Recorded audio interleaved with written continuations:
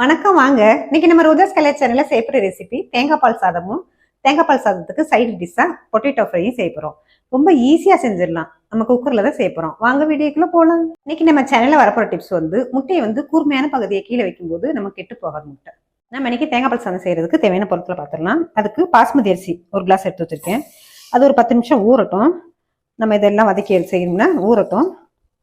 நல்லா கழுவிட்டு ஊற வச்சுக்கலாம். பாஸ்மதி அரிசியை ஊற வச்சாச்சு. ஒரு 10 நிமிஷம் ஊறட்டும். நல்லா தேங்காய் துருவி எடுத்துருக்கு. தேங்காய் நல்லா கூடுதலாக சேர்த்துக்கிட்டா டேஸ்ட் நல்லா இருக்கும். உருளைக்கிழங்க ஸ்லைஸாக தோலை சீவிட்டு நறுக்கி வச்சிருக்கேன். பெரிய வெங்காயம் நெட்டாக கட் பண்ணி வச்சிருக்கேன்.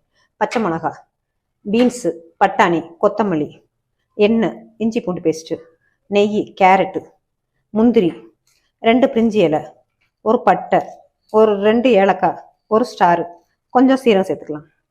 இப்போ தேங்காய் பால் சாதம் செய்ய தேங்காயை நல்லா மிக்சியில் அரைச்சிக்கலாம். நைஸாக கொஞ்சம் தண்ணி சேர்த்து நைஸாக அரைச்சி எடுத்துக்கலாம். இப்போ தேங்காய் பால் நல்லா அரைச்சி வச்சாச்சு. தேங்காய் பால் சாதத்துக்கு நல்லா நைஸாக அரைச்சிட்டு வடிகட்டி எடுத்து வச்சுருக்கேன். தேங்காய் பால் சாதம் செய்ய குக்கர் நல்லா காஞ்சிருக்கு. எண்ணெய் சேர்த்துக்கலாம்.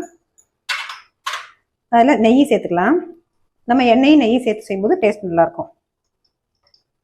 கொஞ்சம் எண்ணெய் நெய் உரி வரட்டும்.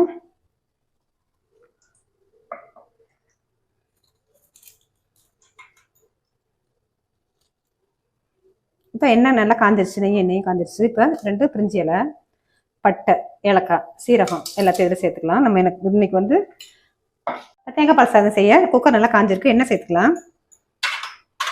அதில் நெய் சேர்த்துக்கலாம். நம்ம எண்ணெயும் நெய்யும் சேர்த்து செய்யும்போது டேஸ்ட் நல்லாயிருக்கும். கொஞ்சம் எண்ணெய் நெய் உரி வரட்டும்.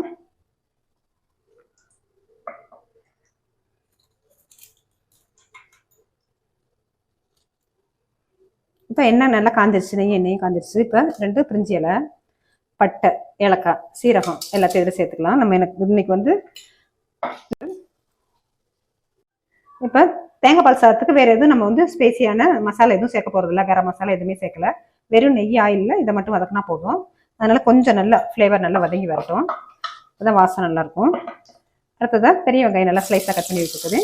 லைட்டாக வதக்கிக்கலாம். ரொம்ப கலர் மாற மாதிரி ரொம்ப வதக்க வேணாம்.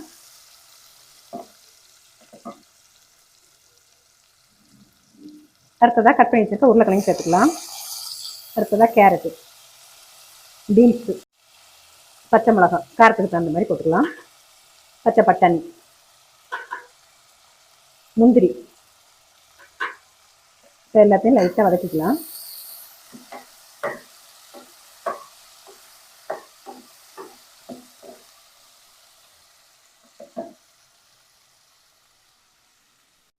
இப்போ தேங்காய் பால் சாதத்துக்கு தேவையான உப்பை சேர்த்துக்கலாம். அடுத்ததாக இஞ்சி பூண்டு அதையும் சேர்த்துக்கலாம். ரொம்ப கலர் மாறாமல் லைட்டாக வதக்கினாலே போதும்.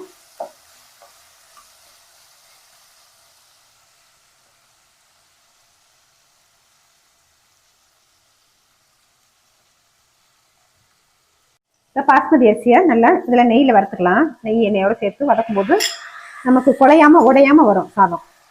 அதுக்காண்டி இந்த மாதிரி வறுக்கிறோம். லைட்டாக ஒரு வதக்கு. நல்லா தண்ணியை வடிச்சிட்டு வதக்கிக்கலாம்.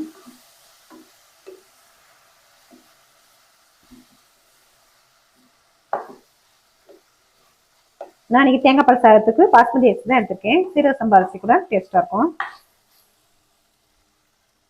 தேங்காய் பால் சாதத்துக்கு தேங்காய் பாலை சேர்த்துக்கலாம். லைட்டாக ஒரு கொதி வந்தோன்னே விசில் போட்டுக்கலாம். இப்போ லைட்டாக கொதி வந்துருச்சு. இதை விசில் போட்டுக்கலாம். கொஞ்சம் அடுப்பை ஸ்லோ ஃப்ளேம் வச்சு 2 விசில் போட்டுக்கலாம். இன்னைக்கு நம்ம தேங்காய் பால் தான் சேர்ந்துருக்கோம். நீங்கள் நார்மலாக பசும்பால், பாக்கெட் பால் எதில் வேணாலும் செஞ்சுக்கலாம். உங்கள் விருப்பம் தான். இப்போ நல்லா ப்ரெஷர் ரிலீஸ் ஆயிடுச்சு.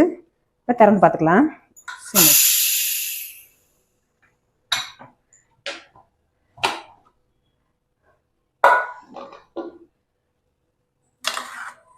நல்லா தேங்காய் பால் சாதம் நல்லா உதிரியாக வந்திருக்கு.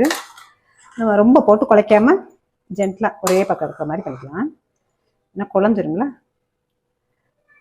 ஃபைனல் டச்சாக நம்ம மல்லித்தலை சேர்த்துக்கலாம். கொத்தமல்லி தலை நல்லா ஒன்றோட ஒன்று விட்டாமல் நல்லா உதிரியாக நல்லா பொழுன்னு வந்திருக்கு. இப்போ இதை பவுலுக்கு மாற்றிக்கலாம்.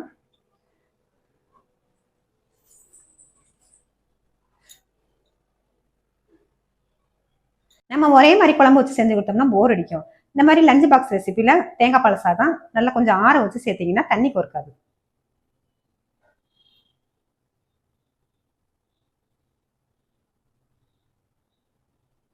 இப்ப தேங்காய் பால் சாதத்துக்கு நம்ம வந்து சைடு டிஷ்ஷா பொட்டேட்டோ ஃப்ரை தான் சேர்ப்போம். அதுக்கு ஒரு 5 உருளைக்கிழங்கு சேர்த்து அவிச்சுக்கலாம். இப்ப இதை ஒரு விசில் போட்டு அரை வேக்காடா வேக வச்சு எடுத்துக்கலாம். இப்ப பொட்டேட்டோ ஃப்ரைக்கு பொட்டுக்கடலை சேர்த்துக்கிறேன் 1 ஸ்பூனு, மிளகாத்தூள் 1 ஸ்பூன், 3 பூண்டு பல்லு, கொஞ்சம் மஞ்சத்தூள். இதை நல்லா நைஸாக அரைச்சிக்கலாம். இன்னைக்கு நம்ம தேங்காய் பால் சாதத்துக்கு நல்லா காரசாரமாக பொட்டேட்டோ ஃப்ரை சேர்ப்போம். அதுக்கு கடாய் காஞ்சிருச்சு, எண்ணெய் சேர்த்துக்கலாம். எண்ணெய் நல்லா காஞ்சி வந்துருச்சு, கடலைப்பருப்பு சேர்த்துக்கலாம். நல்லா கடலைப்பருப்பு பொரிஞ்ச பிறகு அடுத்ததான் உளுந்தையும் சேர்த்துக்கலாம். நல்லா செவந்து வரட்டும் லைட்டா.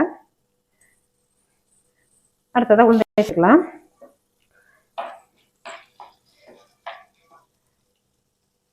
அடுத்ததான் கடுகையும் சேர்த்துக்கலாம்.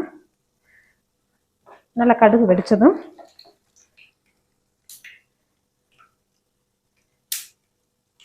கடுகு நல்லா வெடிச்சிருச்சு, கருவேப்பிலை சேர்த்துக்கலாம். அடுத்ததான் நம்ம வேக வச்சு ஸ்லைஸாக கட் பண்ணி வச்சுக்க உருளைக்கிழங்கு சேர்த்துக்கலாம்.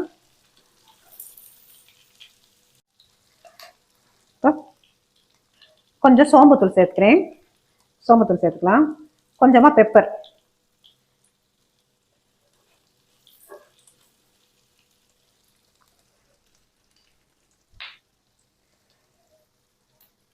நம்ம அரைச்சி வச்சிருக்க பொடியை சேர்த்துக்கலாம். பொட்டுக்குள்ள பூண்டு எல்லாம் சேர்த்து அரைச்சோம்னா மிக்சியில் அந்த பொடியையும் நல்லா சேர்த்துக்கலாம். இந்த பொட்டேட்டோ ஃப்ரைக்கு இதுதான் நல்லா ஃப்ளேவர் கொடுக்கக்கூடியது. நல்லா இதை கிளறி விட்டுக்கலாம்.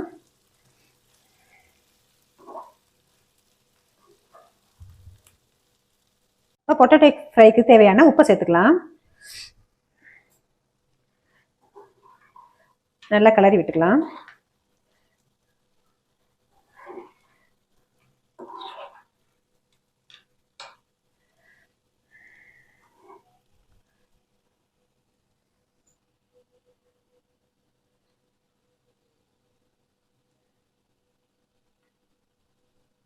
இப்போ நல்ல காரசாரமான பொட்டேட்டோ ஃப்ரை ரெடி ஆயிடுச்சு. இதை பவுலுக்கு மாற்றிக்கலாம்.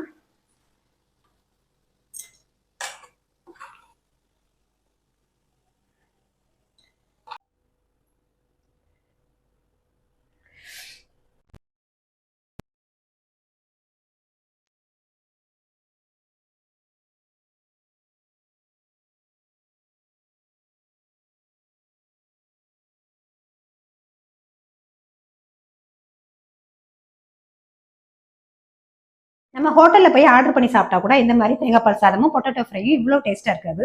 ஆனா இன்னைக்கு நம்ம செஞ்சிருக்க பொட்டேட்டோ ஃப்ரையும் தேங்காய் பால் சாதமும் ரொம்பவே டேஸ்டியா இருக்கும்.